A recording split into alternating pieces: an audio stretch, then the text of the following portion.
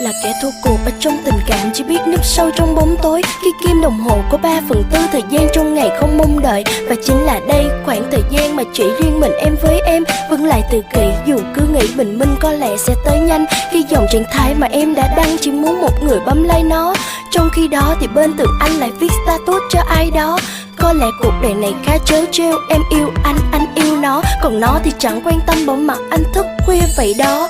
Vậy mở inbox đừng ghi vài dòng nhưng ngập ngừng rồi lại xóa. Em phải ghi gì, quan tâm thế nào chỉ với tư cách người thứ ba. Em nên im lặng dù biết anh buồn hay lại tự trách bóc mình hơn. Vì lý do gì em không chịu nổi, cứ để con tim đau từng cơn. Em không biết phía sau màn hình có phải những giọt nước mắt, chỉ đoán điều đó qua những icon tự kỷ từ anh ngay trước mặt. Phải làm sao đây, chỉ muốn anh đừng như vậy nữa. Em chỉ biết gửi qua anh bằng cả chân tình gói gọn trong 4 chữ là đừng thức khuya nữa, điều đó không tốt cho bản thân. Em khuyên anh đừng thức khuya nữa mà anh không thích thấy anh giận. Cứ cho là em phiền phức, có thể đã xem một không rẹp. Cuối câu vẫn chúc anh ngủ ngon, đó là bản năng em cho phép. Tại sao viễn cảnh lại không sắp đặt, chỉ đầy nỗi buồn về riêng em. Còn đâu hình ảnh cô bé hay cười thấy vào nước mắt trong đêm lạnh. Hãy yên tâm nhé anh, em vẫn rất gần dù xa xôi. Hãy ngủ một giấc thật ngon, khi mở mắt mọi chuyện sẽ qua thôi. Đã 1 giờ sáng rồi đó, vẫn thấy chấm xanh từ nick anh. Vẫn thấy những dòng em không muốn thấy, nhưng sau tay vẫn cứ lít xem. Đó có phải là cách vô tình mà em lại tự làm đau em, hay chỉ là một chút ngộ nhận dù biết anh chẳng hề quan tâm. Đâu có ai muốn người mình yêu thức khuya trong cơn đau vật vã. Cũng đâu có ai muốn người mình yêu cứ buồn cứ khóc vì người ta.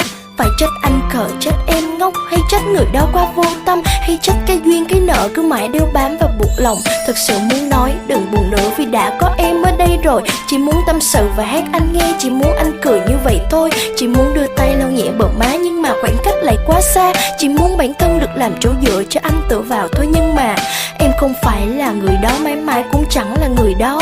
Đã yêu xa lại còn đơn phương thì việc đơn giản đó thật khó.